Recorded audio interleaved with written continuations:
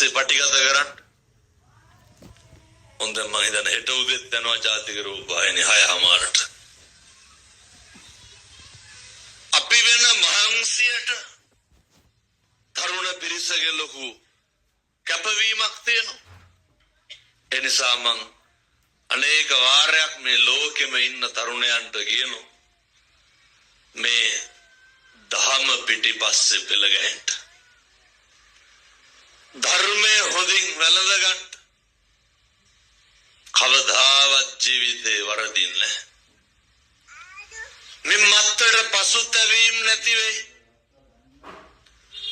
මිම්මත්තට කනගාටුවක් වෙන්න වෙන්නේ. මොකද බිනතුනේ අපේ බුදුහාමුදුරුවෝ ගැන හිතන්නකෝ. දැන් බලන්න. දැන් මේ පන්සලේ පූජාව තියෙනව නේද හැමදාම. මේ ලෝකේ එකම වෙලාවට මම මේ කියන කොහොඳින් තේරුම් ගන්න ඕන. එකම වෙලාවට වේල් දෙක තුනක් ආහාර පාන වලින් බුදු පූජා ලබන උත්තමයෙක් ඉන්නවා නම් ඒ කවුද? අපේ බුදුහාමුදුරුවෝ නෙමෙයිද? පිරිනිවන් පාල දැන් අවුරුදු 2600ක් කිට්ටු වෙන්නත් වෙනවා. ඒ ලැබීමේ අඩුවක් තියෙනවා. ලෝකෙ පන්සල් කී පොලක මේක කරනවාද? එක මිනිස්සෙක් වෙනුවෙන්. ඒ තියෙන පූජා විදිහ එක පාත්‍රයයිද තියෙන්නේ? එච්චර ගෞරවයකින් ලැබීම් තියෙන්නේ කාටද? මං අනිත් ආගම් වලට ගරහනව හැම නෙමෙයි. පිදුම් ලබනවා නම් කවුද? අපේ බුදුහාමුදුරුවෝ. අපි කවුද එතකොට? උන්වහන්සේගේ ශ්‍රාවකයෝ. දලදා මාලිගා රුවන්වැලි සෑය සෝමාවති රත්තරම් පාත්‍රවල රත්තරන් නෙළුම් මල් උඩ එහෙම ලැබීමක් තියෙන එකම ශාස්ත්‍රවරයා කවුද? අපේ භාග්‍යවතුන් වහන්සේ. මේක තරුණ මහත්තුරු තේරුම් ගන්න ඕන. අපි එහෙම ශාස්ත්‍රවරයන් වහන්සේ නමකගේ ගෝලයෝ. අපි ශ්‍රාවකයෝ. මන් දැන් දවස් පෙරේද සිංගප්පූරුවේ දේශනාවකට ගිහිල්ලා වැඩියා. චීන පන්සලකට වැඩියා. මෙව්වා කියනකොට අපේ අම්මලා තාත්තලා ලැජ්ජ වෙන්න ඕනේ. කොහොමද බුද්ධ පූජාව තියන්නේ? කොහොමද ගරු කරන්නේ? දැන් ඔය අපේ දලදා මාලිගාවේ කොහොමද? මරා ගන්න දරපෝලිමේ. අපේ අම්මලාට තාත්තලාට දාන ටික අරන් ගිහිල්ලා තියන්න ඕන දැන්. අපි තමු පාර දිහා බුදු පිළිමේ තියනවා මේ හරිය ටිකක් ඈත පොලිම. සම්මා ජාතිකට මේ හරිය මේසයක් තිබ්බොත් ඔක තියලා පූජා කරනවද? බුදුහාරොන්ගේ අත උඩින්ම තියන්න ඕන. අර මිනිස්සු රං ආලේපිත ටයිල් අඩිය තියන්නේ ඇයි? බුදුහාමුදුරුවන්ට අගෞරවයක් වෙයි කියලා. රත්තරන් නෙළුම් මල් උඩ කවුරු හරි කියනවා නම් මේක බොරුවක්, බුදු පූජා තියෙන එක මිත්‍යාවක්, ඕක බොරු වැඩක් කියලා අවුරුදු 2500කටත් වැඩියෙන් ඔය බොරුව නඩත්තු කරන්න පුළුවන්. ඒක භාග්‍යවතුන් වහන්සේගේ ලැබීම පින්නතුනේ. ඒක උන්වහන්සේගේ පාරමිතා පුරපු එකේ අනුභවය. දැන් මේ අම්මලා තාත්තලා කොච්චර ගෙවල් වල බුද්ධ පූජාව තියෙනවද? තියෙනවද? කොච්චර පහන තියෙනවද?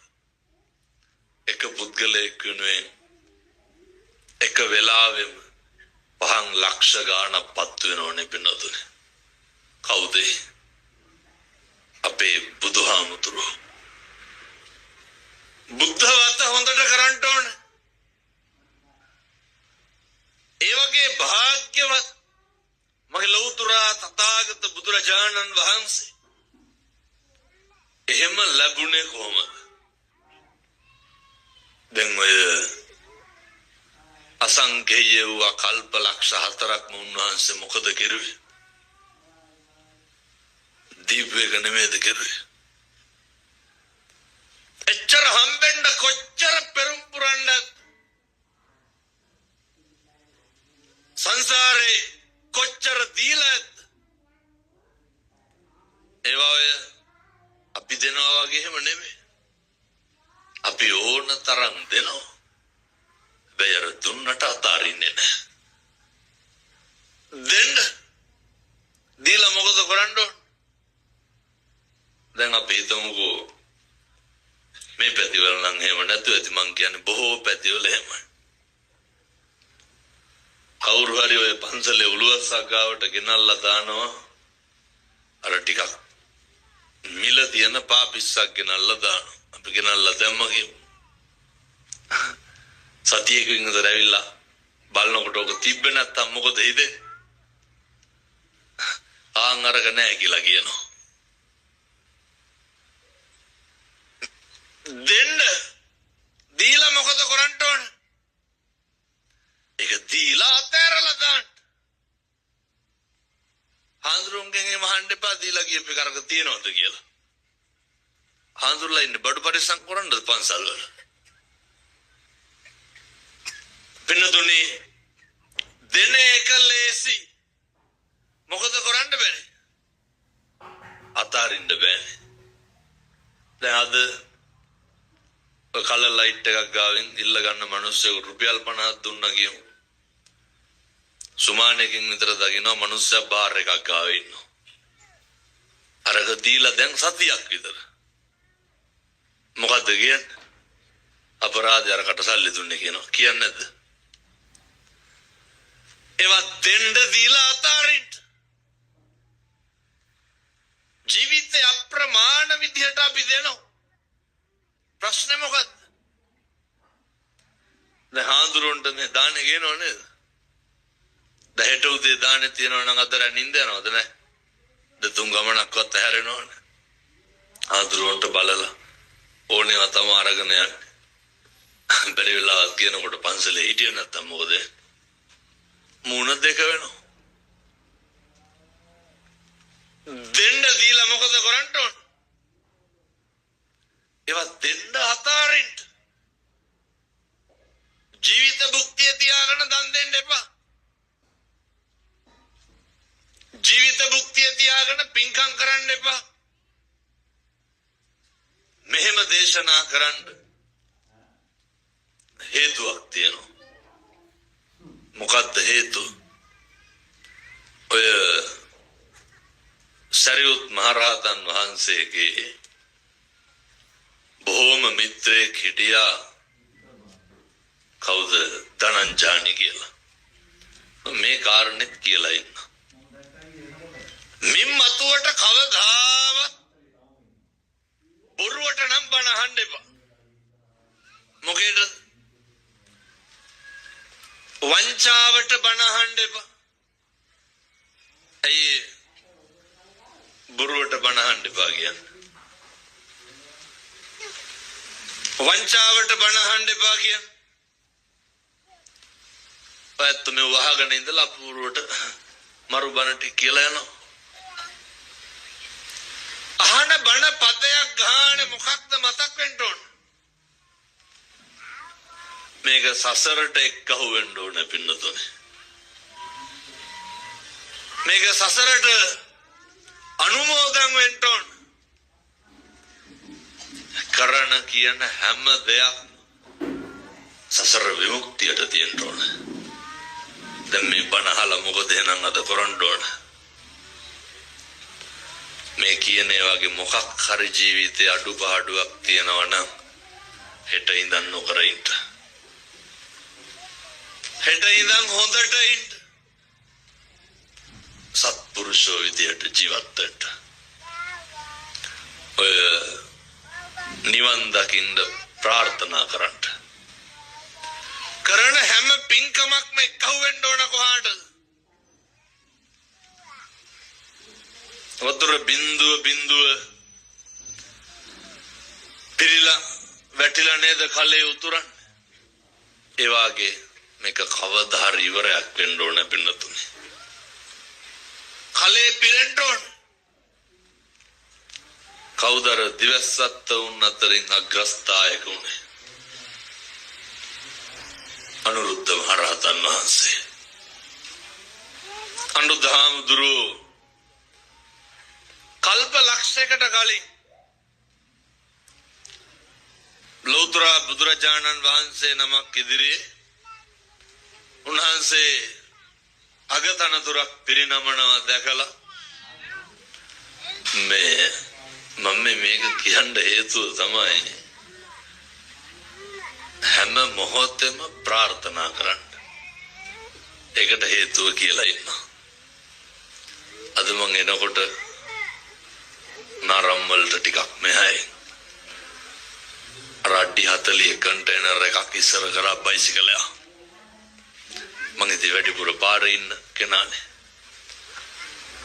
ඉස්සර කරනකොට ඒ කන්ටේනර් එක පොඩ්ඩක් අර දකුණු පැත්තට ආවා. ඒ බයිසිකලේ වැටුණා කන්ටේනර් එක පැත්තට. ඒ මිනිස්යාගේ බයිසිකල් හැන්ඩල් එකේ මොනා හරි තිබ්බේ. අපි අර උයා ඉන්නකොට හදිස්සියට කඩේට යනව නේද මොනා හරි ගේන්න. ඒ වගේ මොනා හරි තිබ්බේ. අර ඉක්මනට ගිහිල්ලා අර හෙල්මට් එක තිබ්බා හින්දා ස්ලිප් වුණා ඔළුව පැත්තකට ගියා. වැලිමට වුණා ටයර් වලට. මං දැක්ක මස් දැල්ලක් විසික්කා යනවා වගේ ජොයින්ට් එක ගැලවිලා ගියා මං හිතන්නේ. කවුද හිතන්නේ? එක මොහොතක්වත් නාස්ති කරන්න එපා. ඒක දැක්කේ ටිකක් දවල් වෙලා. අද උදේ මං හිතුවේ කොල්ලා මැරුණා කියලා. ඒත් ඔය සෙඩ් එකක් පැත්තට ලොරියක් හරවනකොට කොල්ලා හැප්පෙන්න ගිහිල්ලා බයිසිකලේ කොමල් ලයිට් කණු ඔන්න මෙන්න තියලා කොල්ලා බයිසිකලේ නවත්ත ගත්තා. උදේ වැඩට යනවා මං හිතන්නේ. මාද පාන්දර පිටත් උනේ. මේවා හරි අවිනිශ්චිතයි. නිශ්චිත නැහැ. මේ ජීවිතේ දවසින් දවස කොහාටද ගෙවෙන්නේ? කොහාටද යන්නේ? ජරාවට නෙමෙයිද? එක්ක ව්‍යාධියට. එහෙම නැත්නම් මරණයට. ඉලක්කගත ගමනක් තියෙන. උපතත් එක්කම අනිත් පැත්තේ තියෙන ඉලක්කය මොකද්ද? මොකද්ද ඉලක්කය? මරණය. උපත්ත්‍ය සහේ වේදං මරණං ආගතං සදා. උපතත් එක්කම මේ මරණය නෝ. මේක කොයි වෙලේද කොයි මොහොතේද මොන විදිහටද කියන එකයි ගැටලුව. ඒ හින්දා සත්පුරුෂ දූ දරුවන්ට කියන්නේ තරුණ මහත්තුරුන්ට කියන්නේ මේ වගේ අවස්ථාවක් ආවම ඔය ජීවිතේ තඩප්පරකම් වැඩි කල් තියෙනව නෙවෙයි. ජීවිතේ භද්‍ර යෞවනයක් තියෙනවා. ඒක විඳින්න ඕන. හැබැයි හැම එකකම ආස්වාදේ විඳින්න මොකක් දැනගනද? ආදීනව දැනගන්න. ආස්වාදේ විඳිමු. එලෙසම ආදීනව දැනගන්න ඕන. ඒ හින්දා හැම මොහොතෙම දකින වාරයක් පාසා ප්‍රාර්ථනා කරන්න. මම මගේ හිත කුසලයටම යොමු වෙන්න ඕනේ. මේ තෙරුවන් වැඩ ඉන්න පිම්බිමේ ඉඳන් අද අදිෂ්ඨාන කරන්න. මම මේ කියන මොහොතේ ඉඳන් අදිෂ්ඨාන කරන්න. මොකක්ද? හෙට ඉඳන් මගේ සිතෙන් මම මෙව දහස්වතාවකට වැඩියෙන් කියලා ඇති. කිසි කෙනෙකුට තෝ කියලාවත් කතා කරන්නේ නැහැ කියලා මතක් කරගන්න. හෙට ඉඳන් කිසි කෙනෙකුට කුණුහරුපයක් කියන්නේ නැහැ කියලා දැන් අදිෂ්ඨාන කරන්න. දැන් අදිෂ්ඨාන කරන්න. හෙට ඉඳන් කාගේවත් හිතක් රිද්දන්නේ නැහැ කියලා. ඒක දැන් කරන්න.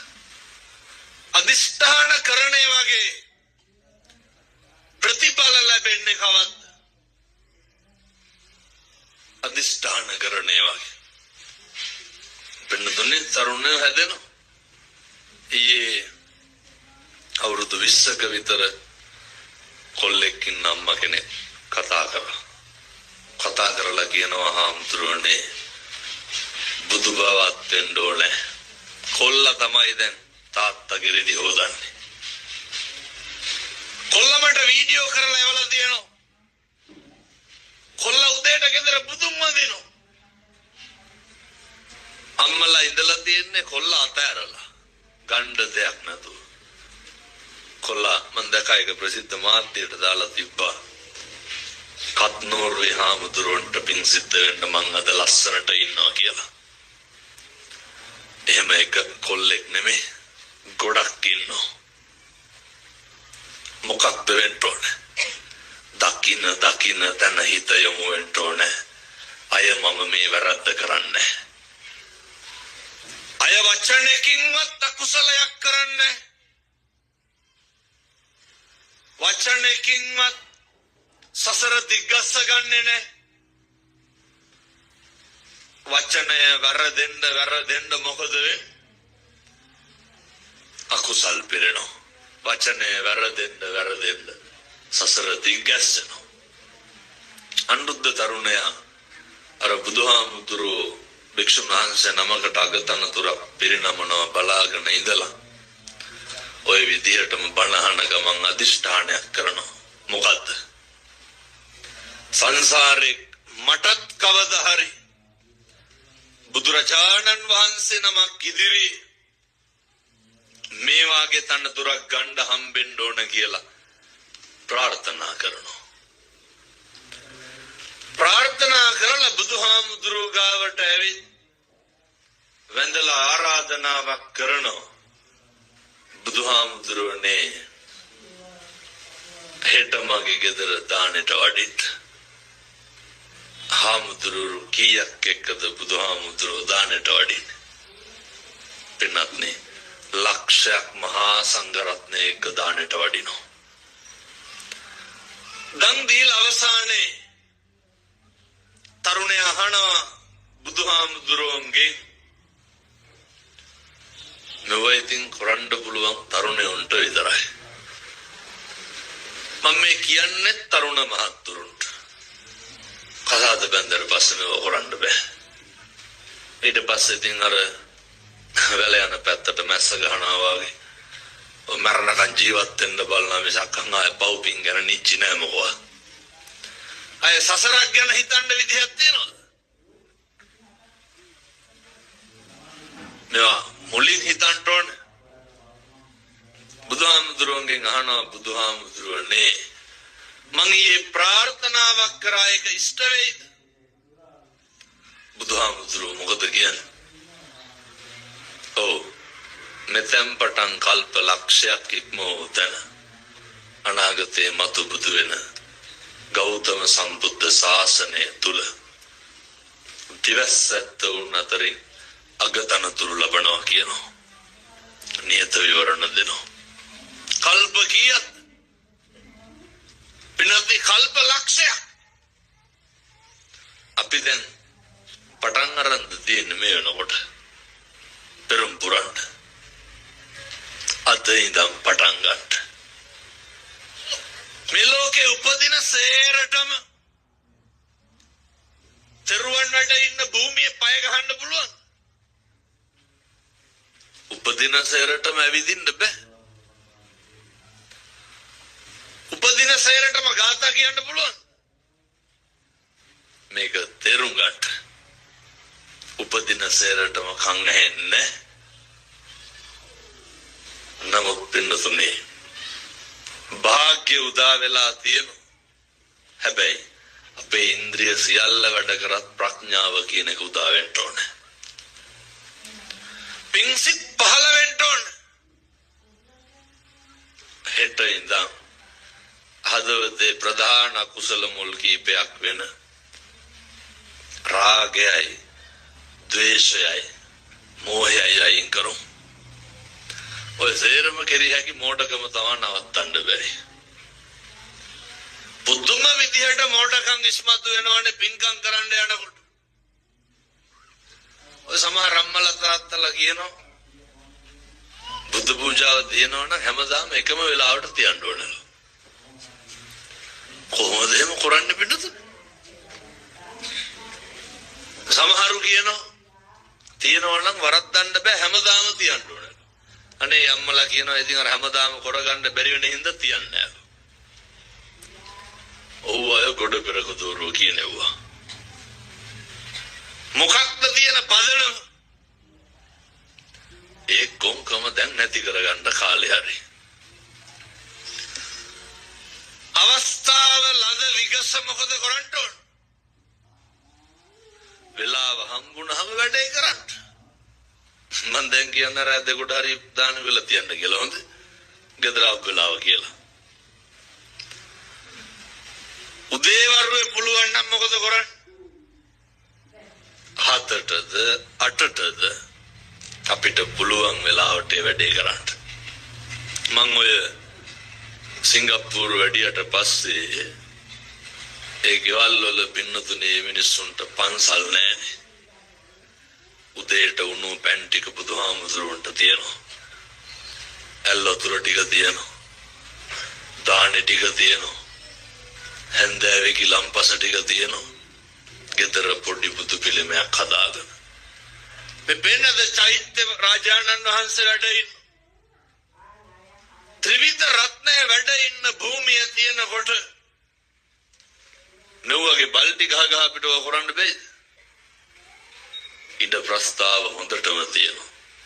මම මේ තරුණ මහත්තුරුන්ට දූ දරුවන්ට කියන වෙලාවක් ආපුවාම පන්සලට එන්න.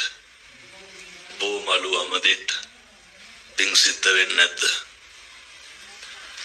චෛත්‍ය මලු අමදෙට පිං සිද්ධ වෙනවා පින්නතුනේ. චෛත්‍ය මලු අමදලා කුණු ටික අරන් දානකොටම අපේ හිත මොකද වෙන්නේ? නිකම්ම පිරිසුදු වෙනවා. හැබැයි මෙහෙම එකක් තියෙනවා. ඔය සේරටම හපන් ද්වේෂය අයින් කරගන්න බැරි නම්. ඇයි? වෙනතුන්ට තරහ යනවානේ බොහොම ඉක්මනට. ගෙවල් වල කේන්ති යන්නේ නැද්ද? දැන් බලන්න ඕන කාගේ හරි ෆෝන් එකකට කෝල් එකක් එන්න ඕන ටිකක් සද්දෙට. බලන්න නැද්ද පැත්ත චච්චෝ ගාලා? බලනවා. මෙතන ඇවිල්ලා බල්ලෙක් කොට්ටු වෙන්න ඕන දැන්. මොකද කරන්නේ? ඒ අර ඇවිල්ලා ඔට්ටු වෙන එක බල්ලගේ එක බලු ගතියනේ. ඉස්මතු වෙන්නේ කාගේ ගතියද? බල්ල ඔට්ටු වෙන අපි කොලප් වෙනවා. නැද්ද? ඒක බල්ලගේ තිරසං ගතිය. නිරන්තරයෙන්ම අපි කෝප වෙනවා. සාසනික ගනුදෙනු සමහරු කරනවා. හාඳුරුලා අල්ල ගන්න එපා වට. හාඳුරුව තරයි නම් පන්සල් යන්න. මේ නම් එහෙම නැද්ද මං කියන්නේ බොහෝ තැන්වල එහෙමයි. හාඳුරුව මොකක් හරි වෙනස්කමක් කෙරුවොත් එහෙම මේ දහම් පාසලට ළමයා එනවා. මම මේ පැතිවල තියෙනව නෙමෙයි කියන්නේ හොඳේ. අනිත් පැතිවල එහෙමයි. එනකොට ළමයා තරගෙට දාලා තිබ්බේ නැත්නම් එහෙම ආයෙ දාන්නේ ගේන්නේ.